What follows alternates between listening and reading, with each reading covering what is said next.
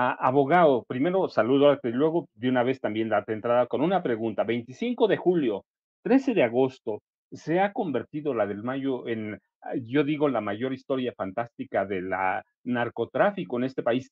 ¿Qué nos está faltando, licenciado César Gutiérrez Priego? Y de veras te doy un saludote y un abrazo. Pepe, Paco, como siempre, un placer estar con ustedes. Mira, yo pondría estos temas sobre la mesa. Imagínate, y algo que me llama a mí poderosamente la atención, que parecería milagro de la Guadalupana, que del cielo, ¿no? Les cayó el Mayo Zambada.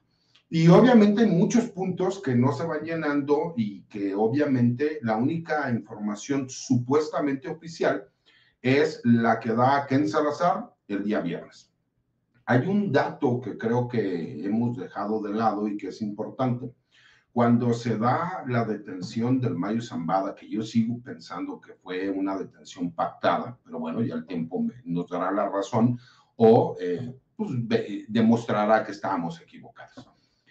Sale el presidente Joe Biden y felicita a los agentes del FBI y de la DEA. No dice abiertamente que ellos lo hayan detenido, pero sí dice que gracias al trabajo que realizan los agentes de esas corporaciones es que se pudo llevar a cabo con la detención de un personaje como el Mayo Zambada. Entonces, cuando nosotros empezamos a llenar los vacíos con la información que nos van dando, y curiosamente, ¿no? Sale Ken Salazar el día viernes en la tarde a dar una versión y el día sábado Frank Pérez manda este comunicado en inglés y en español a diferentes periodistas que aparte se buscó que fueran periodistas en los cuales a lo mejor no tienen una buena relación con el gobierno o que a lo mejor han tratado de manejar una teoría de que existe un narcogobierno en México que apoya a los grupos criminales, pues daría sentido por el simple hecho de que viene a corroborar lo que en teoría dice Ken Salazar. El problema son los vacíos de información, ¿no? Yo opino exactamente igual que Pepe, ¿no? Es imposible pensar que un avión que sale del estado de Sinaloa o cercano al estado de Sinaloa con una matrícula falsa, donde no se ubican quiénes son las personas que van en ese avión, haya podido llegar al aeropuerto de Santa Teresa en Nuevo México, que está a pocos kilómetros del Paso, Texas, en donde tienen la mayor base militar en toda esa región de los Estados Unidos que está en Fort Bliss y que además tienen la mayor tecnología de seguridad nacional para que no exista el ingreso ilegal tanto de personas como de drogas, como de etcétera, etcétera, etcétera, y que no tuvieran conocimiento. Eso, bueno, ni en el peor de los cuentos, ¿no? que quisiera inventar Walt Disney, lo podríamos creer. Ya desde ahí te empiezas a dar cuenta de que hay fallas, ¿no? En esta supuesta versión oficial, porque, bueno, pues al salir Ken Salazar a decirlo, en teoría habla en representación del gobierno de los Estados Unidos.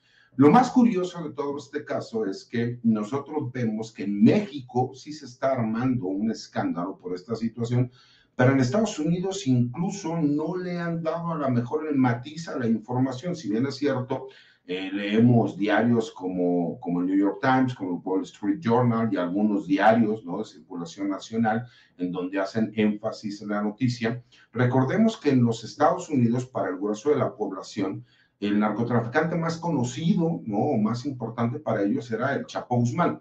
En México, que tenemos nosotros un panorama distinto y que nosotros siempre vimos a Mayo Zambada como realmente el titiritero que se encontraba detrás del Chapo, ¿no? Manejando los hilos y que fuera la figura el Chapo para él realmente tener el control, pues obviamente nosotros vemos la detención como la detención del siglo, porque estamos hablando del último gran capo de las drogas a nivel mundial. Y cuando de repente te das cuenta que este gran capo, que en México estuvieron a punto de capturarlo a principios del mes de julio, recordemos que hubo todo un operativo en donde la Marina Armada de México y la Guardia Nacional detienen a su jefe de escoltas y que se les peló por minutos el Chapo Guzmán y que se vio como si hubiera sido un gran operativo con grandes logros por haber detenido a este personaje tan cercano al Mayo Zambada, pero que en realidad pues fue que se les peló el Mayo, ¿no? Y eso te hace ver ya un enfoque distinto. A lo mejor los contactos, ¿no? O la protección que tuvo en su momento en Mayo ya no era la misma. Se habla, ¿no? Porque hemos escuchado por diferentes medios de comunicación, e incluso no ha sido desmentido por el FBI ni por la DEA, que hubo durante más de 3 años, casi 4 años, conversaciones con el Mayo Zambada para a lo mejor realizar una entrega pactada, pero que hubo algo por lo cual se rompía. Yo en lo personal creo que incluso esta carta que Frank Pérez da a conocer en diferentes medios de comunicación, me parece que ya es el primer acto de colaboración que estaríamos viendo del Mayo Zambada con las autoridades de los Estados Unidos. ¿Y por qué lo digo así? Porque curioso, yo no creo en las casualidades, y dicen que en materia penal y en las investigaciones no existen las casualidades. Y me parece poco probable que exactamente cuando se sabe que no va a haber mañaneras, que es la forma como el gobierno mexicano ha podido contrarrestar todas estas campañas de difamación en contra del gobierno, sale el embajador de los Estados Unidos el viernes en la tarde, el sábado por la mañana amanecemos con esta noticia de la carta, ¿no? Que supuestamente a nombre de Frank Pérez, a nombre del Mayo Zambada, le manda a diferentes medios de comunicación y periodistas que son, pues, sino, por no decir opositores, son contrarios a la mejor a la política antidrogas que ha llevado el gobierno mexicano, y entonces se da toda una narrativa. Y el presidente de la República, obviamente, pues sale, ¿no?, a defender al gobernador de Sinaloa porque hay un señalamiento directo contra el gobernador de Sinaloa. Y es porque por una injerencia, hay que ser muy claros, ¿no? Y hay que ser justos. No dice que el Mayo, que se reunió con el gobernador, pero dice que en teoría iba a estar el gobernador. Si en teoría iba a estar el gobernador y el Mayo Zambada iba tan relajado con solamente 4 elementos de su escolta, ingresa con 2 de ellos. Uno de estos es un comandante de la Policía Ministerial del estado de Sinaloa y que además estaba en el activo, pero estaba gozando de su periodo vacacional, de acuerdo a lo que dice la fiscal Sara Quiñones, pues obviamente pues te hace pensar que por lo menos en el estado de Sinaloa las autoridades no tenían conocimiento de que pudiese existir un operativo en contra de Ismael El Mayo Zambada, o por lo menos eso me hace pensar a mí. También me hace pensar que si él llegó tan relajado es porque sentía que no corría riesgo, ¿no?, el haber salido de su escondite, cuando todos sabemos, ¿no?, que él se encuentra en este famoso Triángulo Dorado, que es esta zona en donde hay 3 estados de la República y donde en realidad los grupos criminales son quienes tienen el control de entradas, salidas y de todo lo que llega a suceder en ese lugar. Y me parece incluso todavía más ilógico el hecho de que supuestamente el Mayo Zambada fuera a ser un enlace entre un político, ¿no?, amigo de él, que incluso él mismo lo menciona, como Héctor Melesio Cuen, ¿no?, para ver quién iba a ser su sucesor, bueno, ya no sucesor, porque él había dejado de ser rector desde hace tiempo, pero para ver quién iba a ser el rector de la Universidad Autónoma de Sinaloa. Me parece que hay ciertos puntos dentro de este vacío de información que siguen faltando y que obviamente pues nosotros tratamos de llenar esos huecos, pero simple y sencillamente no hay lógica en ciertos puntos. Y eso es lo que a mí en lo personal me hace pensar que sí hubo un involucramiento por parte de autoridades de los Estados Unidos para poder llevar un operativo.